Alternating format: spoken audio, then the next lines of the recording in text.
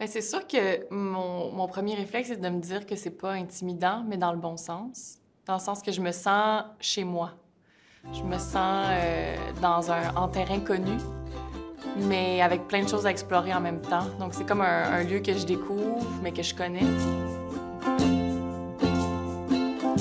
Selon moi, ce vin-là, il se consomme pas.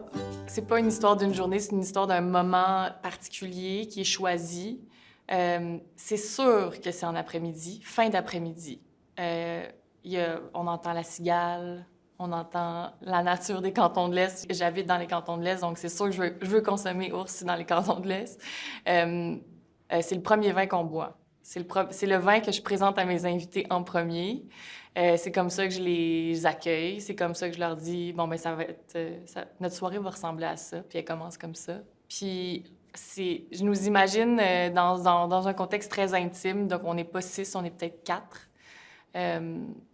Idéalement, 4 femmes. Mon contexte préféré, c'est d'être entourée de femmes. Puis j'aime accueillir les femmes de ma vie à la maison. Donc, je pense que ça serait un vin de chum de femme, mais pour discuter de grandes choses. C'est pas un vin c'est pas un vin de discussion ordinaire et de small talk. C'est un vin de comment ça va pour vrai, puis de discussion profonde, de sincérité. C'est des gens que je connais beaucoup. C'est des gens qu'on peut être dans le silence ensemble. Puis c'est avec ces personnes-là que je partagerai Ours.